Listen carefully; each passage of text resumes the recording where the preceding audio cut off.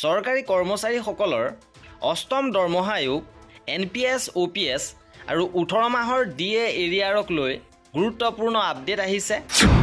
এইবাৰ কেন্দ্ৰীয় চৰকাৰৰ কৰ্মচাৰী আৰু শ্ৰমিক ফেডাৰেচনে গুৰুত্বপূৰ্ণ পদক্ষেপ গ্ৰহণ কৰিছে যে 19 জুলাই তাৰিখে কেন্দ্ৰীয় চৰকাৰৰ কৰ্মচাৰী আৰু শ্ৰমিক ফেডাৰেচনে এক প্ৰতিবাদী কাৰ্যসূচী গ্ৰহণ কৰিছে।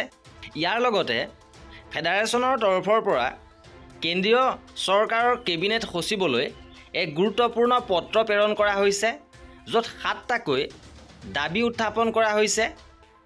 এই 7টা দাবীৰ ভিতৰত বিশেষকৈ পুৰণি পেঞ্চন আঁচনি পুনৰুদ্ধাৰ সপক্ষে ৰাষ্ট্ৰীয় পেঞ্চন ব্যৱস্থা NPS আৰু COVID-19 মহামাৰীৰ সময়ত বকেয়া হৈ থকা 18 মাহৰ DA আৰু DR লগতে অষ্টম কেন্দ্ৰীয় দৰমহা আয়োগৰ তাৎক্ষণিক গঠন, সকলো কৰ্মচাৰীৰ বাবে NPS স্ক্ৰেপ কৰক, লগতে OPS পুনৰুদ্ধাৰ কৰক, COVID-19 মহামাৰীৰ সময়ত বকেয়া হৈ থকা 18 মাহৰ DA DR কৰ্মচাৰী আৰু পেঞ্চনাৰলৈ মুকলি কৰি দিবলৈ আহ্বান, কম্পেশ্যনেট এপইণ্টমেণ্টৰ ওপৰত 5% চিলিং আঁতৰাই দিয়ক আৰু মৃত কৰ্মচাৰীৰ ডিপনেণ্টক কৰোণাপূৰ্ণ নিযুক্তি প্ৰদান কৰক আৰু সকলো বিভাগৰ সকলো কেডাৰৰ সকলো খালী পদ পূৰণ কৰক।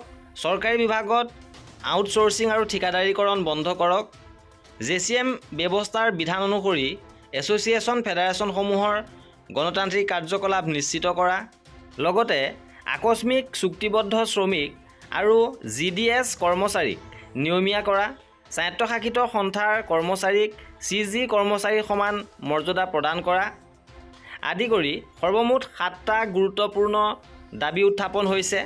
এতিয়া আগন্তুক বাজেটত চৰকাৰৰ ফালৰ পৰা কেনেধৰণৰ ঘোষণা কৰা হয় সেয়া হ'ব লক্ষণীয়, আৰু কৰ্মচাৰীসকলৰ প্ৰতিটো খবৰ পাই থাকিবৰ বাবে আমাৰ চেনেলটো ছাবস্ক্ৰাইব কৰি ৰাখিব।